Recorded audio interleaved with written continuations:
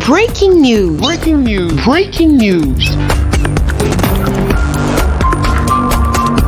Côte d'Ivoire, diplomatie. Le président de la République, son Excellence Alassane Ouattara, se prononce sur l'ECO, la future monnaie unique de la Communauté économique des États de l'Afrique de l'Ouest, CEDEAO, en marge du premier sommet Grande-Bretagne-Afrique sur les investissements, UK Africa Investment Summit, qui se tient à Londres. Merci de rester sur CNN. Breaking news. Breaking news. Je tiens vraiment à faire cette prévision, c'est notre décision et nous allons vers l'ECO. Quand l'Europe a décidé de l'euro, vous savez, la décision a été prise, mais il a fallu 3 ans pour que ça se matérialise. Alors pourquoi les gens veulent que nous on ait pris cette décision en 21 décembre 2019 et que ça se matérialise dans les mois qui suivent? Ça se fera pas à pas, avec prudence, en tenant compte de l'intérêt de nos concitoyens de la zone UEMOA et de la zone CEDEAO. Donc je tenais à faire cette précision. Concernant l'ECO, c'est la monnaie des 8 pays, en tout cas, de l'Afrique de l'Ouest. Et déjà en 2017, les chefs d'État de l'Afrique de l'Ouest m'ont confié la présidence de la conférence des chefs d'État de l'Union économique et monétaire ouest-africaine. Et c'est à partir de 2017 que j'ai commencé la discussion avec le président Macron pour lui dire que nous voulons une évolution de l'accord monétaire que nous avons avec la France. Donc c'est une décision des Africains. Bien évidemment, ce sont des choses qui demandent des discussions entre les techniciens, mais nous, notre vision était très claire. Nous sommes engagés vers une monnaie ouest-africaine qui s'appelle l'ECO. Nous avons donc commencé les transformations nécessaires à nos relations avec la France pour aller vers l'ECO. Alors, les décisions que nous avons arrêtées, qui ont été annoncées en présence du président Macron, c'est des décisions des chefs d'État de l'UEMOA que j'avais vues au préalable le 3 décembre à Dakar et qui m'ont autorisé à prendre ces décisions que j'ai signées en leur nom. Un, c'était de dire que nous allons abandonner la terminologie de franc CFA et nous allons nous orienter vers l'appellation de l'ECO quand nous allons mettre l'ECO en place. Donc c'est notre décision.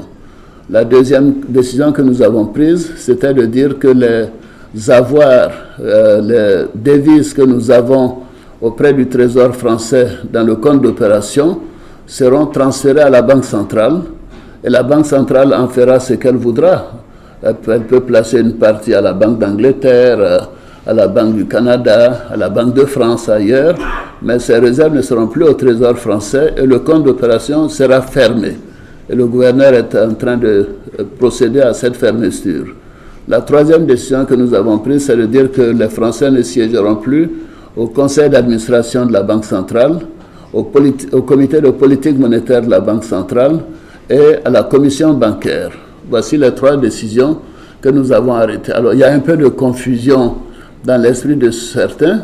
Le franc CFA continue de circuler jusqu'à ce que l'ECO soit mis en place. Mais je signale que les Cap-Verts ont exactement le même système que nous avons aujourd'hui avec donc la France. Les Cap-Verts ont une monnaie qui est ancrée sur l'euro et qui a la garantie du Portugal.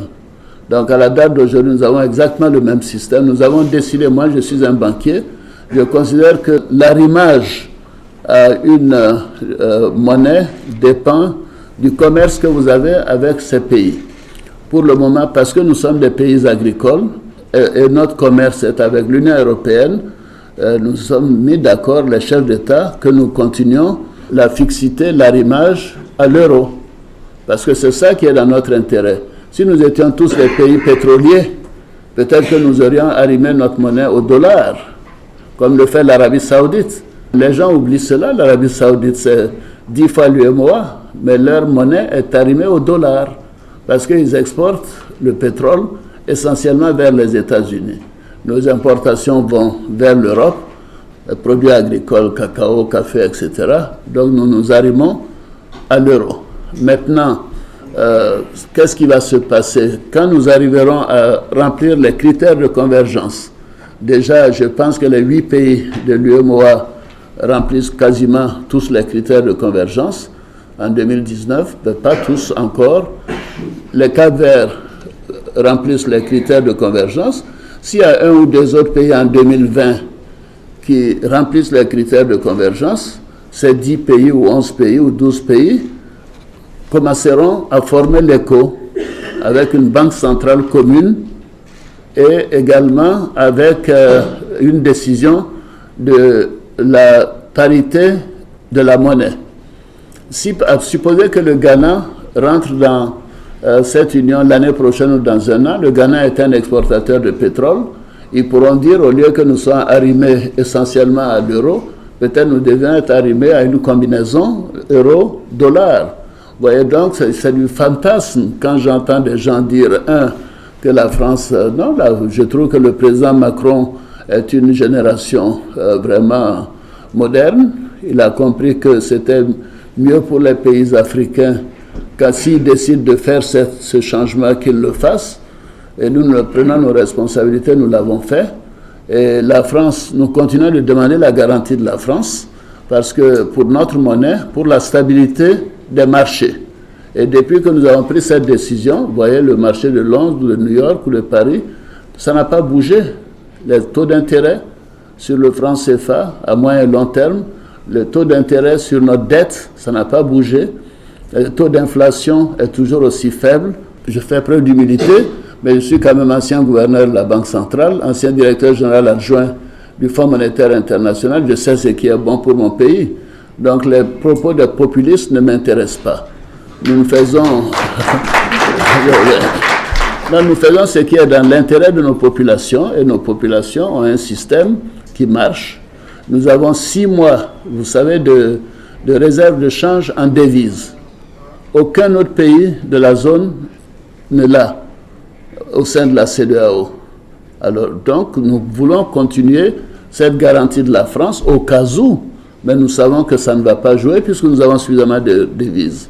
Alors, je vous dis tout cela pour dire que, c'est une réforme des chefs d'État, de l'UMOA, et deuxièmement, cela ne remet pas en cause notre volonté d'aller vers l'éco, mais il faut des critères de convergence, que tout le monde réduise ses dépenses pour que le déficit sur le PIB soit contenu, que le taux d'inflation soit réduit, que l'endettement soit réduit. L'endettement en Côte d'Ivoire est de 48%, mais dans d'autres pays que je nommerai pas, c'est au-delà de 70%. Alors il faut que ces pays arrivent à réduire leur dette en dessous de 70%, et ainsi de suite. Donc la plupart des pays de l'UMOA remplissent ce critère, et je signale enfin que ces pays de l'UMOA ont un taux de croissance moyen de plus de 6% depuis 6 ou 7 ans. On me dira que c'est en grande partie à cause de la Côte d'Ivoire qui fait 40-45%, mais tous les autres pays ont fait des progrès. C'est-à-dire que la politique monétaire est bien menée, elle est bien gérée, les politiques structurelles, macroéconomiques sont également donc confortables.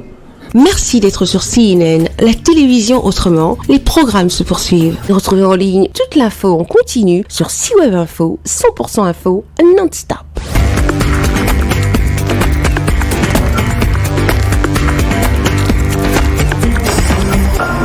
Breaking news. Breaking news. Sur CNN.